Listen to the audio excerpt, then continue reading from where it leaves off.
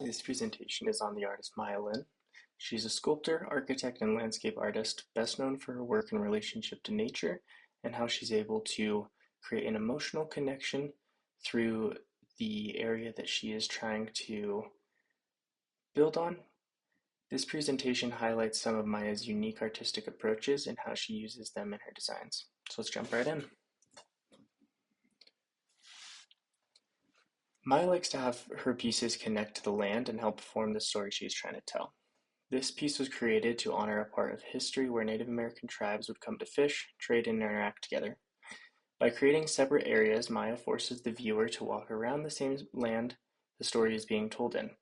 She also avoids taking away from the original landscape by creating a piece that doesn't disrupt it, and by being subtle with her choice in art forms. Each circle shares a story or information pertaining to the era written on the walls of the circles, yet again forcing the viewer to move around and interact with the landscape.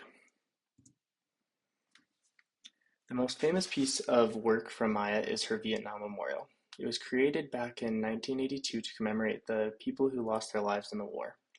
When she first surveyed the area, she knew that she wanted the piece to feel like it was lifted out of the ground, which she took and built on by creating the design, splitting the park in two levels, showcasing the names of all of the people who lost their lives in a way that she likes to call opening up a geode. To help tell the story, she engraved the names on a polished piece of granite, causing a reflection of the viewer's face to cast over the names they were reading. This struck a lot of family members at the time to build a personal connection for them. At the center were the start and end dates of the war, symbolizing the cause of all of this. So you can see how she kind of works with the landscape she is building the memorial in and being able to use that to her advantage to tell her story. Representing nature is one of her strongest suits, and one of her strengths in that is being able to take the natural forms out of actual nature and being able to use that inside artworks. Using the natural order of things, Maya simplifies this river into just the river's shape and then casting it in a silver coating, connecting it to the river's nickname, Silver Running. This comes from the amount of fish in the water back then when they gave it that name, causing shimmers in the water as they swam. This piece stands out because of the placement of the piece. She could have probably just done it on a table, not as interactive, but she took it, filled a wall for it, letting people walk up and down the piece and seeing each little intricate detail of the river.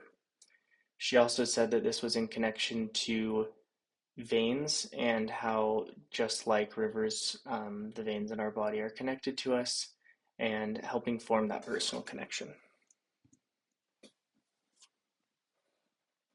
Getting a lay of the land. Maya says that she focuses on unusual places and this helps her build ideas from her original idea. Personally, I think this is something I can draw from because most of the time trying to find that perfect scenario for your design is the hardest part. But letting the artwork be guided by those restrictions can help tell the story on its own. This landscape design was built to add a center for people at Princeton University to come together. She saw that people were cutting across this little park and wanted to create a natural way of community, and it was used by a lot of people to come and sit on, as well as creating a subtle design at the end of it, connecting it to the actual story she was trying to tell. And then that brings us on to our next point, which is emphasizing a story. This piece has a poem written around the rim of the outside circle. It was commissioned by a health center because most of the viewers coming in and leaving were having illnesses, either terminal or just short term. And so they were kind of in a place where they needed some calming and some hopefulness. The poem on the outside is a poem about hope, and being able to create that focal point, which is the outside of the circle, was crucial to bringing this piece together. So by having this area that you just naturally are drawn to and has a peaceful feeling to it, She was able to find the one area that people would most likely talk in, like the picture shows with the two people, and then create a center point for the story to be told.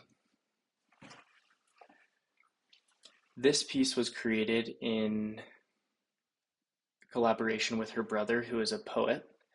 They wanted to create an area that people would walk through, and the actual poems would be engraved into the actual artwork. Um, the back and forth between her brother and her while creating this was pretty interesting. They would come to the area, he would form an idea of which poem he would want to write, and then she would take that information and the area and then create the artwork from it. This made a nice balance on how the pieces were viewed by the viewer, as well as how the emotions behind what they were reading was reinforced by the actual look of the landscape. So some of the most key takeaways from this, and what I get the most from Maya and her creative form, is not to just create something to be art, but by focusing on how everything around it can also help tell you that story that you're trying to form from the art. Finding a small piece of the story that you're trying to tell and then weaving that into the overall experience, I think, is something Maya does really well as using nature to extend her artwork and its reach of people and grabbing onto their emotions. That is all today I have for Maya. Thank you very much for listening.